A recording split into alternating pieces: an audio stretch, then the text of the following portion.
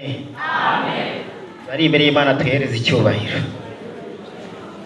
Imana ntikabura icyubahiro twateranye. Twese ngo amen. Amen. Kuba twageze aha ngaha si uko ibitwica bitari bihari. Bitwica birahari. Indwara zica abandi zirahari. Impanuka zirahari. Abarozi barahari. Ahubwo turashimira Imana igiturinda ibitwica kandi bitwegereye. Iyi Imana igiturinda ibitwica kandi bitwegereye ntikabura amashyi y'umuntu twatera.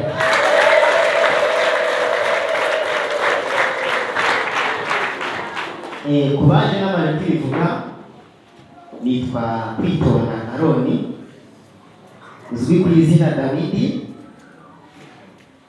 Ndi umugabo. Yesu aduhana umugisha. Twese ngo amen. Amen.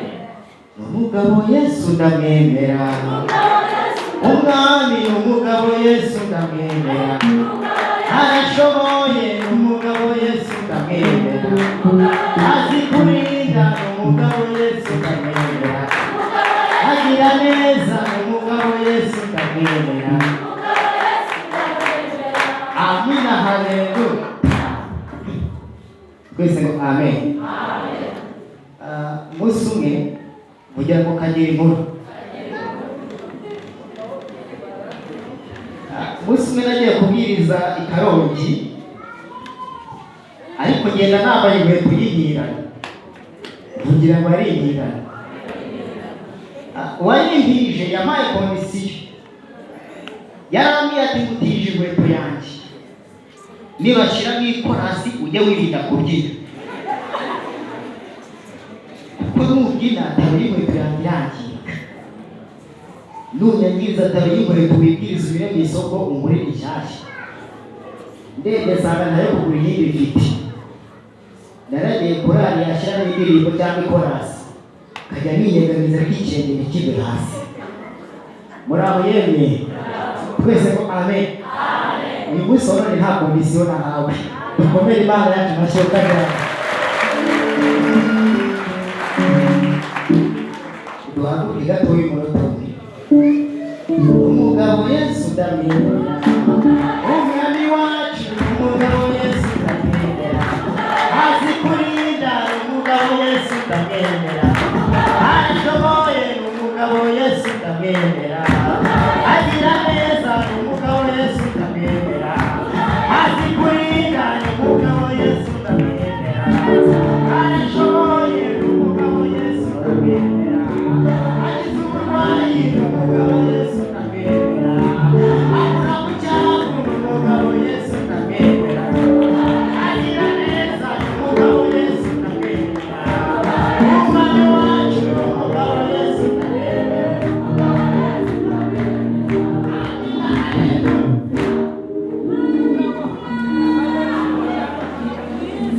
Ariko hari abantu bemera ko Yesu ari umugabo.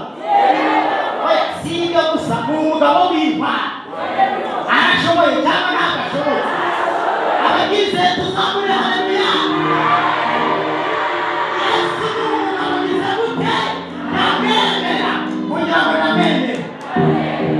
Twese ngo amen. Umunsi umwe mvugira ngo kageni, abamama babiri cyangwa se ababyeyi babiri bahuriye ahantu hitwa muri materinite. Hari ababyeyi babyarira. Twese ngo amen. Bagahurira bahujwe na misiyo. Yari misiyo yo kubyara. Abo babyeyi, umwe ari umusilamukazi, undi ari umurokore. Muraho yemwe? Umwe yari umusilamukazi, undi ari umurokore. Bahahurira bose bagiye kubyara. Umwe cyamuhereza gukuru, kikamuhereza ukuri. Ariko haleluya. Twese ngo amen. Wibuke, umwe ni umusilamukazi, undi ni umurokore. Bakihagera ibise bafatira icyayi kugira ngo bafatirane. Cyamuhereza buri wese akajya atahamagara Imana ye. Murokore ati Yesu we, undi ati Muhamadi we. Ti Yesu we, undi ati Muhamadi we. ati Yesu wewe unati Muhamadi wewe ariko Yesu wewe wantabaye mvugiraga barabyaje abagize muti ariko twayikomeye amashyo kadara akimara kubyara Usiramukazi bise byamurayeho igise kimwirirwaho igihe kiragera yigira inama ivuga ngo iki yigira inama ivuga ngo ariko igihe namagare Muhammad atantabara uwayibura sesite vugira akayibura sesite ariko guteye arabanza yihagararaho abanza kwihagararaho ti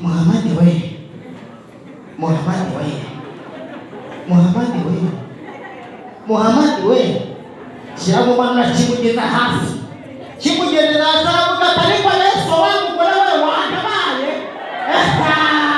kugira ngo arajyaje abagize guteyemwe ariko abo Imana haleluya ako kanya cyabari ari kumwe na haje kugira ngo abarijije agira gute araza ati salamu alaykum unati Yesu ashimye niko inda yakuriye bigeraho wibagirwa n'Imana usenga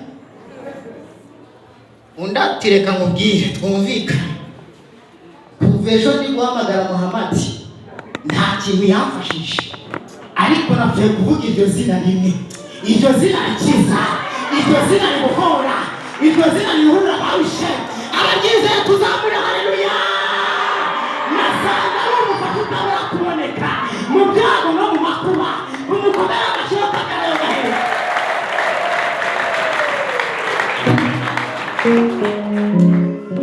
nape kuvuga iryo zina izina batayibona kuba bagahuka ni ikitazo nyuma izina rikiza uburwayi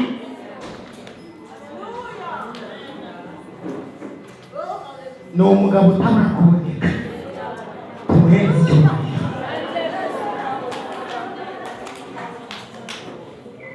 munyemere gusoma ijambo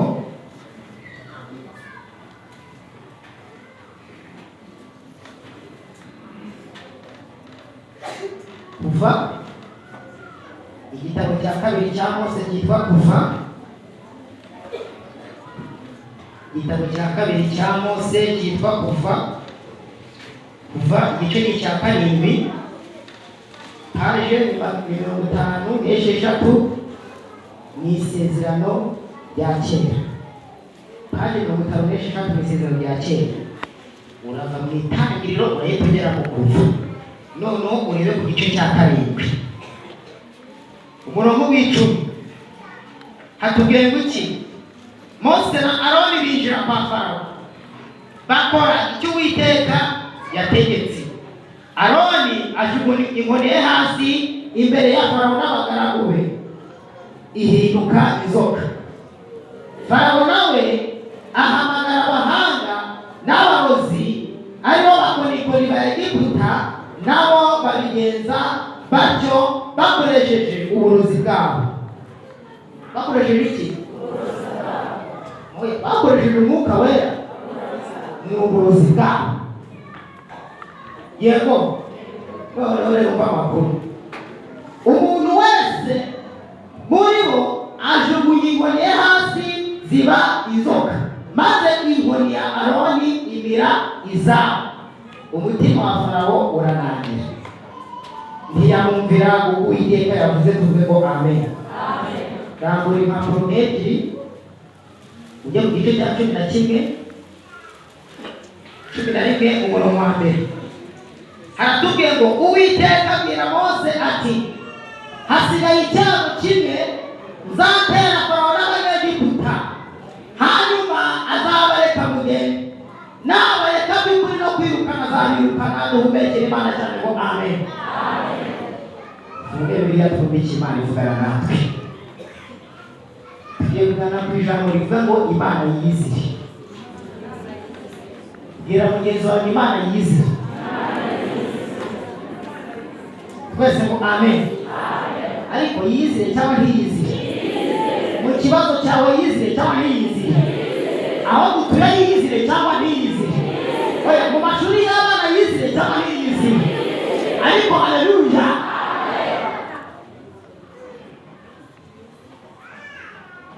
Elisa anyura mu mudugudu witwa Shunemu. Ageze muri uwo mudugudu asanganirwa n'umugore w'umushunemukazi. Bibiliya irambwira ngo uwo mugore yari umukire. Kugira ngo ari umukire yari iki? Uwo mubyeyi w'umushunemukazi aramusanganira, aramubwira ati ndakwinginze nimuze munyure mu rugo iwanjye mbafungurire.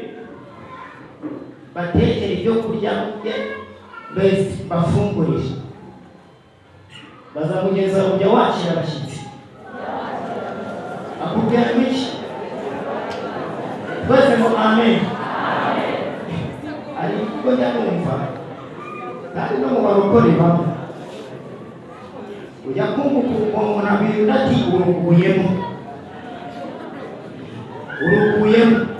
yego kwezi yewe ejo iwawe ukambwira ngo uruguyemo nahindukira nibuka, ariko ujya kuhahora reba kubera iki?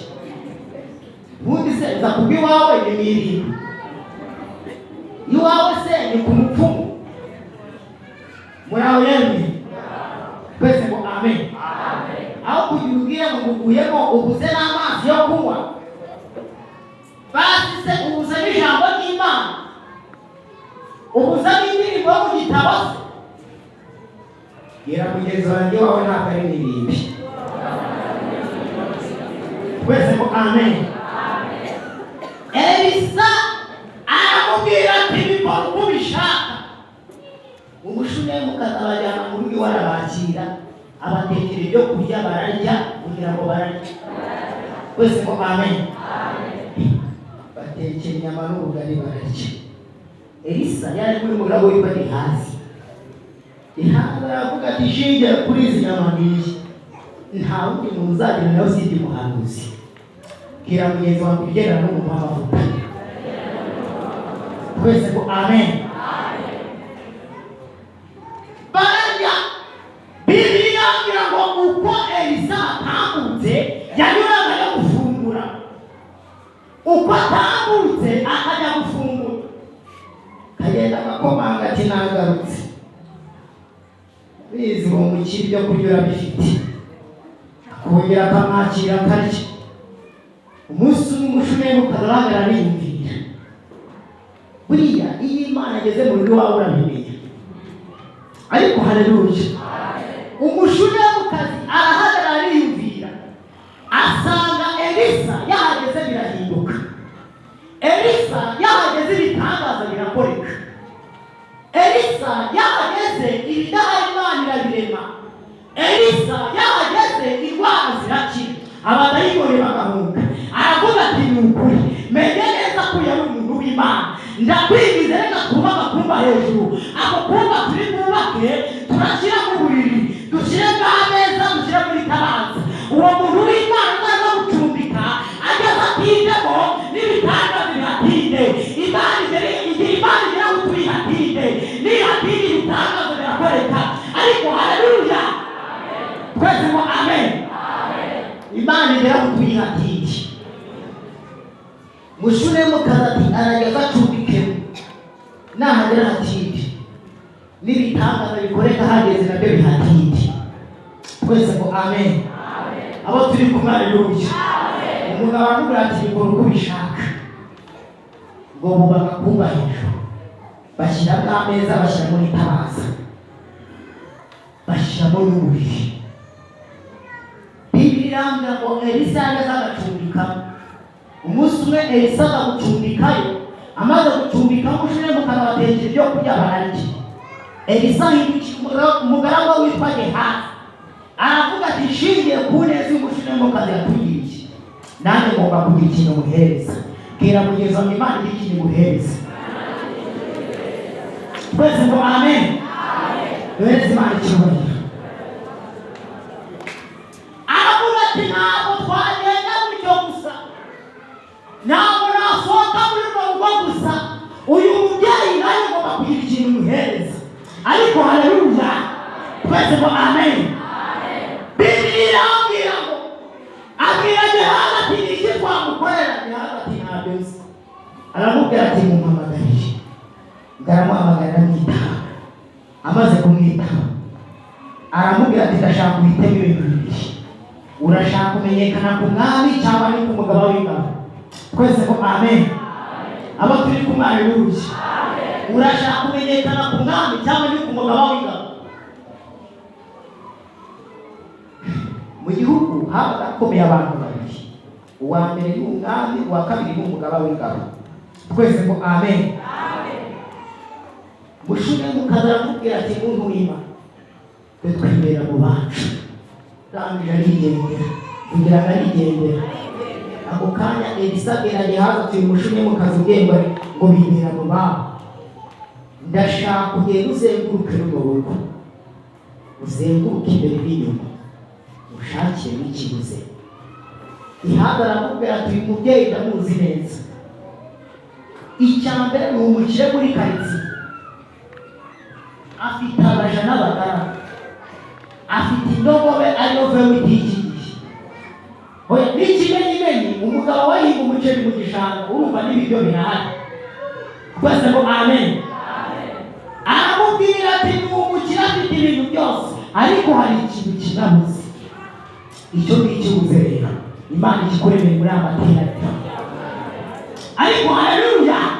Oya icyo ngicyo uri kubura Imana ikikuremeye muri amateraniro. Bwira mugeza mu rutaro ko waje. Ariko abumva Imana haleluya. Aramubwira ati nta mwana w'umuhungu afite. Oya si n'umuhungu gusa, nta n'umukobwa yari afite. Twese ngo amen. Elisa aramubwira ati mumpamagarire. Ngaramuhamagara aramwitaba. Aramubwira ati nagusabye kumenyekana ku mwami urabyanga, gusabye kumenyekana ku mugabo w'ingabo urabyanga, ariko umwaka utaha nk'iki gihe, kugira ngo nk'iki gihe uzaba ukikiye umwana w'umuhungu. Ariko twakomeye Imana y'akamajyo kajyana, uzaba ukikiye umwana w'umuhungu. Mushume w'Imana aramubwira ati muntu w'Imana, wibeshya. Ibyo mvuze ntabwo bishoboka. Banza urebe, reba umugabo wanjye arashaje, bizaba yuyenzi. Nanjye dore ndacecuye n'ikimenyimenyi, no mu nda haripfunditse. Urambwira ute ko nzaba umwana w'umuhungu? Elisa aramubwira tuzabona. Ibyo ubona ko bidashoboka, imbere y'Imana birashoboka. Tugereze icyo bariuka cyane. Ibyo ubona ko bidashoboka, imbere y'Imana bigize gute yeme? Ariko twayikomeye amashyamba cyane.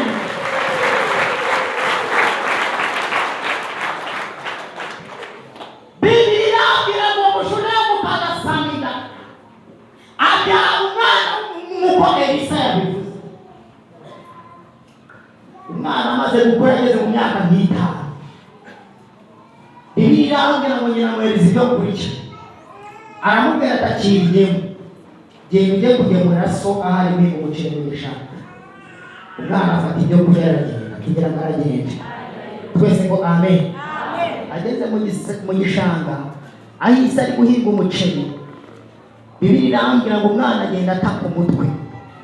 Abwire se ati data, umutwe urangije. Umutwe urangije. Isati mufate nunamujya, abwira umugaragu ati mvuge nunamujyane kwa nyina. Jyana kwa, niko bitubwira, mujyane kwa nyina. Buriya ababyeyi b'amama ndabakunda. Uzi ikintu bakundira kugira ngo kagire impuhwe. Ababyeyi b'amama bazi kwinginga, bazi kugira gute. Umugabo yavuze ngo cedeka rimwe, cedeka ubwa gatatu yegura igikoni.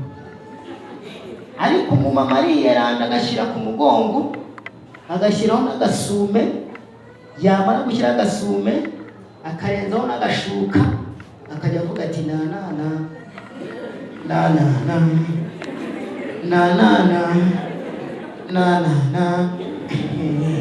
nuko nguko Imana iduhetse iri kutubwira ngo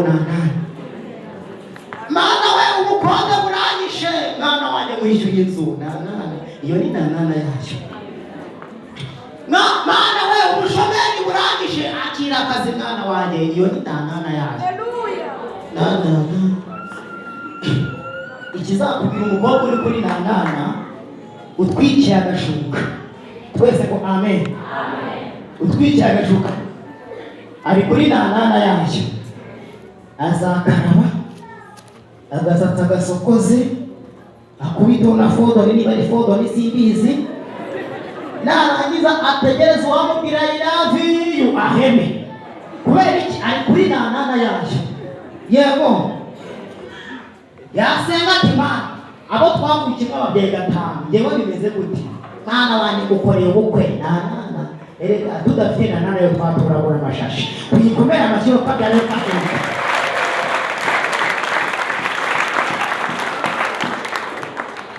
Bibiri nambera ngo umugaraga afata umwana amujyana kwa nyina amugerera kwa nyina Bibiri nambera ngo umwana agenda kwa biro bya nyina aravuga ati data mama umutwuranyije umutwuranyije Bibiri nambera ngo bamuye ku biro bya nyina abarapfuye zijye warera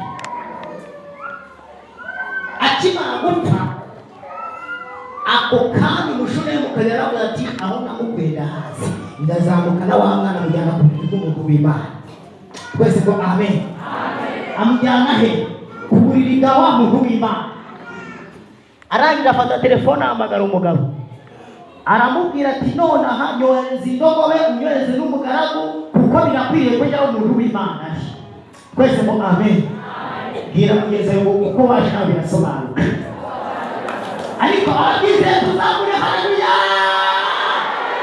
kuko wageze imbere y'Imana ntabwo uri gutaho ko waje twikomeye amashyiro karagahera Bibiliya ngira ngo umugabo aramusubiza ati atari ku munsi w'isabato akaba atari ku mboneko z'ukwezi mbese urambwite kugiye kugeraho umuntu w'Imana ari umushumba ukazavuga ati bikore none kuko birihutirwa Bibiliya ngira ngo amuhereza umugaragu n'indogobe bageze gakira amatariko ku ndogobe abwira umugaragu ati nibura kugenda gake ugende gake nimubwira ngo hagarara uhagarare ariko urasaba kwihuta kugera ugeze aho umuntu w'Imana ari ijambo ry'Uwiteka rirangira ngatwara indogobe yiruka twese ko amen indogobe bive witiye iki gihe twese ko amen umugaragu atwara indogobe yiruka bagiye kugeraho Elisa ku musozi witwa Karumeli ngo Elisa yitegera ari kure twese ko amen abo turi kumwe haleluya ngo Elisa yitegera ari kure abwira umugabo we hasi aramubwira ati Gehazi dore ngura wa bushure mu kazi ndakwingize ngende umusanganire umumbaza ndetse ni amahoro umugabo n'umwana ni amahoro twese ngo amen Gehazi arazi kwiruka ariruka ajya gusanganira umushure mu kazi ahageze amubwira ati databuja kunyeho arambiwe ngo mubaze ni amahoro ese umugabo n'umwana ni amahoro asanga umushume mu kazi ari kuririmba kuko umwami Yesu nkunda n'amahoro kubw'imbabazi ze nyinshi n'amahoro nuhagiwe n'amaraso nkomezwa n'ubuntu bwinshi kandi amfashe n'ukuboko n'amahoro icyariko atitaye ko yapfushije mbese utitaye yuko wenda uri gusonga ubugari ugiye kuburisha idodo zitarimo n'inyanya ukabusonga uvuga ngo naho hazi ibyago no mu byago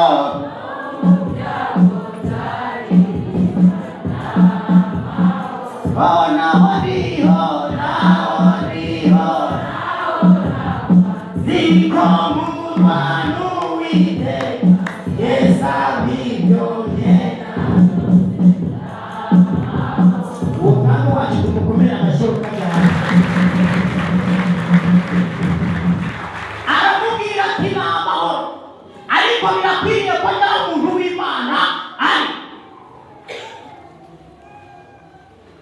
Bibiliya ngo yahagarika gutanga raporo, aramubwira ati arambe ngo ni amahoro, ariko ashaka kugera aho uje. Twese ngo amen. Kira mugenzi wawe cyakuzanye gitahane, ariko haleluya. Bibiliya ngo ako kanya mushure mukazaba hageze, akiyageraga mwikubita imbere, ageza mwikubita imbere Gehazi musunike afibere ya shebuja. Elisa aramubwira ati Gehazi wimubuza, kuko uyu mugendo nakubwiye ngo ni amahoro. Afite agahinda kenshi cyane, nubwo yicaye muri amateraniro ariko byamucanze, nubwo yaje gusenga afite amahoro menshi cyane, ariko ako gahinda afite Uwiteka yakambisha.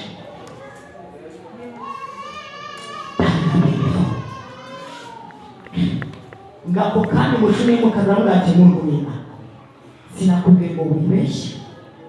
Ese ninjye wagusabye umwana w'umuhungu? Ninjye wagusabye umwana w'umuhungu? Ndakivuga gutyo ngo Elisa afata inkoni yiheza Gehazi, aramubwira ati Gehazi, genda wiruka, uguhagarika ntuhagarare, ukuvugisha ntumuvugishe, ikindi kandi nturebe inyuma kugera ugeze aho umwana aryamye, ufate inkoni yambike ku maso y'umwana. Akimubwira mushinga mukaza ati twumvikane, iyi nkoni siyo yamumpaye, nkeneye ko wiyizi ukahagera. Mu kibazo cyawe Imana yahagukiye yizije, nihagera byose birasobanuka, nihagera afata ibitagira ishusho, nirangiza ibihereza ishusho, nihagera ibyapfuye birazuka, nihagera ibidasobanutse birasobanuka. Ariko abo Imana haleluya, nihagera ibyadatangirira biragira gute? Biremera. Aramubwira ati twumvikane, ndahira Uwiteka Imana yahoraho, ntabwo ndi buve hano umusizi. Ngarahaguruka baragenda. Twese ngo amen. Kugira ngo baragenda, ako kanya Gehazi baca bariruka n'inkoni.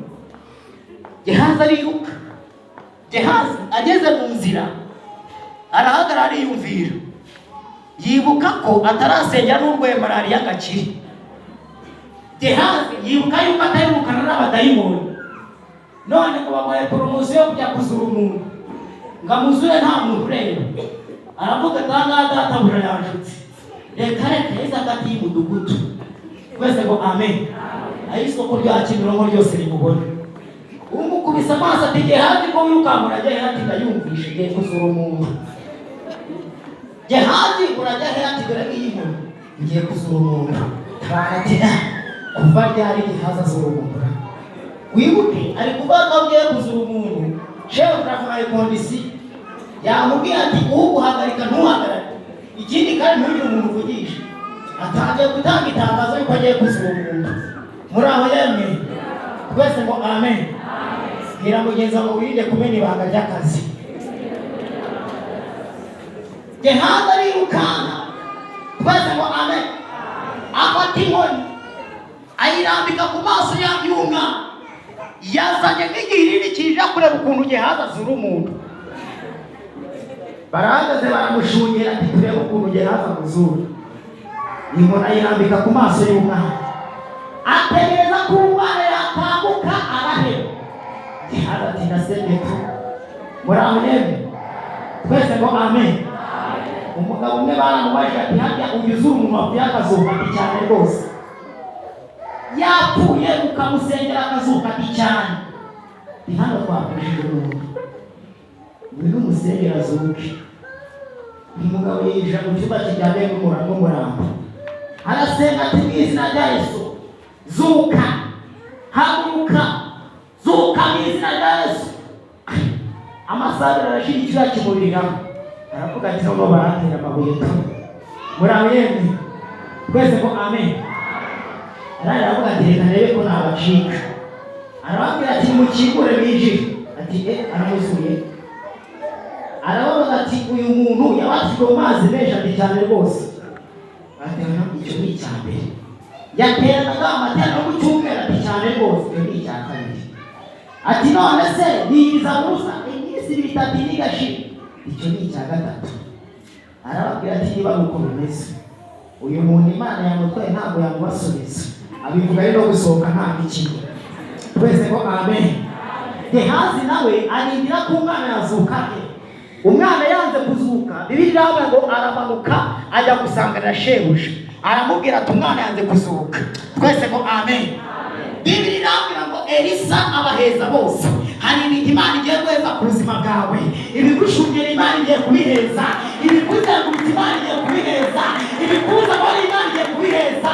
Hari ubushomeri Imana igiye guheza, hari amadeni Imana igiye guheza, hari abarozi Imana irera ku buzima bwawe. Abumva Imana tuzamure haleluya. Hari ibintu Imana igiye guheza ku buzima bwawe. Ngo Elisa abaheza bose. Twese ngo amen. Vugira ngo arabaheza. Agira muti Bibiliya irambwira ngo arija yubarana ku ntumbi y'umwana. Imana ize yubarane ku bibazo byawe, Imana ize muri aya materaniro yubarane ku bibazo byawe, Imana igera aho utuye yubarane ku bibazo byawe.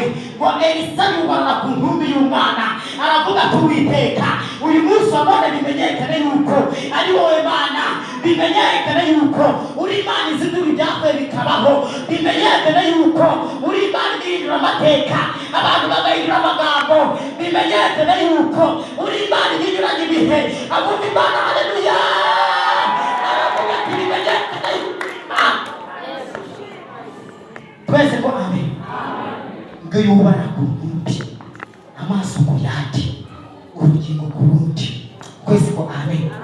Atakambira Uwiteka ngo yumva intumbi y'umwana itangiye gushyuha, ariko haleluya yumva itangiye kugira muti. Bibiliya ngo arahaguruka yizibazinga mu cyumba avuga ati umuvugire w'Imana, nimuvugire w'Imana, nimuvugire w'Imana. Kugeza guki umuvugire w'Imana, umuvugire w'Imana, umuvugire w'Imana. Arazenguruka mu cyumba, arazenguruka mu cyumba, agera ku gahera, nimugeza aho ndabazi. Twese ngo amen. Yagiye kumva yumva umwana yitsamuye karindwi, ariko twakomeye Imana yacu amashoka. Umwana akimara kwitsamura kugira ngo kagira inkuru. Bibiliya irambwira ngo Elisa ahamagara Gehazi. Ugeze mu gitabo cy'Abami ba kabiri ibice mirongo 36, Elisa ahamagara Gehazi aramubwira ati Gehazi mpamagara umushuhe mu kazi. Ngaramuhamagara aramwitaba, amaze kumwitaba aramubwira uti terura umwana wawe, ariko duterura umwana cyane tumuterure, oya tumuterure cyane tumuterure. Abuba twamutera tuzamure haleluya.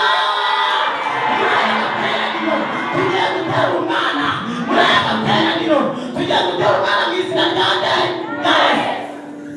Oya avuga ati terura umwana, terura ibyawe byapfuye. Uyu munsi Yesu arabisohoye, uyu munsi wari muri amateraniro tugiye gutera ibyacu byarapfuye mu izina rya Yesu. Ngaruna mugwa ku birenge, atera umwana gusohokana ari muzima, agenda kuvuga ati kuko umwami Yesu amunda amahoro. Tukomere Imana yacu amashoka by'Imana. Twese ko amen. Abo turi kumwe haleluya. Tugiye gutera umwana, bwira mugeze ngo tugiye gutera umwana, ariko haleluya. Twese ko amen. Mubwire ngo ntutahe udatera uyu mwana. Ariko mwana wa Yesu araryoha, kugira ngo Yesu araryoha. Yesu araryoha kumufite, araryoha. Yesu ni byose kumufite, ntacyo yabasha gukira. Niyo mpamvu umuntu utaramwakira muri aya materaniro, utarabazwa mu mazi meza, utaramwakira atahamwakire mu izina rya Yesu. Twese ngo amen. Bibiliya irambwira ngo Mose na Aroni binjira kwa Farawo bakora icyo Uwiteka yategetse. Twese ngo amen. Aroni aje imbere ya imbere ya Farawo, n'Abanyegiputa ihinduka inzoka. Twese ngo amen. Ikimara guhinduka inzoka, ngo Farawo nawe abibonye aravuga ati cyapa nari nzi ikintu. Kumbe ibi ngibi gahamagara abarozi n'abafumu n'abakonikoni ba Egiputa, arababwira ati mbese mugitangira gukora ibitangaza mwahereye kuki? Ati twahereye kw'ikigo. Ati namwe nimubimwereke. ngo baterera inkoni hasi, ako kanya ngo zihinduka inzoka. Mose aravuga ati Uwiteka yashutse, atangira kumangara. Mose ati nari nzi yuko agiye kwemera, none nawe aranyemeje. Atangira kumangara, ariko mu gihe ari kumangara hari Imana gutabara, ubona bamaze guseba byarangiye. Ariko aho ngaho bigucangiye nibwo Imana yitambuye, bikomera amashoka y'abantu. Mose igihe biri kumucanga, ako kanya Imana irabitegereza, irangije imanukira muri aya materaniro. Ku bikorwa Imana imanukire, aho utari imanukire. Bibiliya ngo Uwiteka amanukira muri ya nkoni ya Aroni, itangira kuzenguruka za nzoka zose, irazibira uko zakabaye. Imbaraga za Mose zari mu nkono, imbaraga z'abapfumu zari mu nkono. Bisobanuye iki? Imana yafashe imbaraga zikurwanya, ifata imbaraga z'abarozi zose irazibira uko zakabaye. Impamvu akuroga n'upfe nuko Imana nizi imbaraga zabo. Ariko haleluya, impamvu akugeza ntibakubone nuko Imana nizi imbaraga zabo. Bwira kugeza ngo iminsi bakuhaye warayirangije, nibarekera Imana ikore. Oya icyambere twese ngo amen. Bavuze ko utazavuka uravuka, bavuga ko utazabaho ubaho, bavuga ko utazakura urakura, bavuga ko utazashyingirwa urashyingirwa, bavuga ko utazatwita uratwita, bavuga ko utazamubyara uzagenda ukagwa ku iseta, utaha uri muzima, utahana n'umwana muzima urira kandi aseka. Iyi Mana tuyizamuye, haleluya. Twese ngo amen. Hari imbaraga zibiri zindi, hari imbaraga zibiri zindi. Bwira mugenzi ngo dufite imbaraga zibiri zindi. Mubwire ngo mu ijuru hari Imana ifite imbaraga zibiri zindi. Tuyihereze icyubahiro yo kabyara. Ariko ababyumva tuzamure haleluya. Bibiliya irambwira ngo umutima wa Farawo urinangira. Ukimara kwinangira ngo Mose ateza icyago cya mbere, Farawo ntiyemere. Ateza icya kabiri, Farawo ntiyemere. Ateza icya gatatu, Farawo ntiyemere. Ngateza ibyago 9 byose, Farawo yanga kwemera. Ngo Uwiteka abwira Mose ati wateje ibyago 9 ukoresha inkoni. Farawo yanze kwemera. Igihe cyo gukoresha inkoni kirarangiye, ahubwo jya Uwiteka ndimanukiye. Ariko haleluya, igihe cyo gukoresha inkoni kirarangiye, njyewe Uwiteka ndimanukiye. Ndarimanukira, Farawo ntashobora kukurekura. Nimanukira ibyago kukurekura, birakurekura mu izina rya Yesu. Ariko haleluya, twese ngo amen. Uwiteka abwira Mose ati n'ikimenyimenyi, bwira Abisirayeli batangire basezere ku Banyegiputa. Ariko Abanyegiputa tubasezere cyangwa tubasezere? Uzi ko Abanyegiputa tubasezere? Umunyegiputa avuga ati twumvikane, nakubumbiraga amatafari asigaye nawe uzayibumbisha, ukabusezere ku Munyegiputa. Nagukodesherezaga inzu narenzaho nk'iminsi 3, ukambwira ati mvira mu nzu.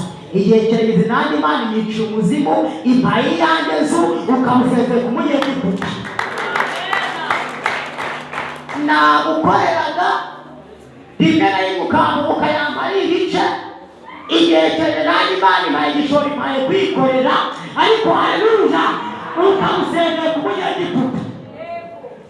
Tugiye gusezera ku Banyegiputa. Twese ngo amen. Tubasezere cyangwa tubasezere? Tuhereze Imana yacu icyubahiro. Tugiye gusenga Imana. Yesu nashimwe. Tugiye gusenga iki? Twese ngo amen. Tugiye gusenga Imana. Yesu nashimwe. Muri aya materaniro birashoboka yuko haba umuntu utarakira Yesu umwami n'umukiza, bataramwatuza agakiza, atarabasuba mu mazi menshi. Abaye arimo twamusengera kugira ngo ntihagire ibintu bimurekura. abaye yashira ikiganiro tukamusengera by'umwihariko dukomere Yesu wacu.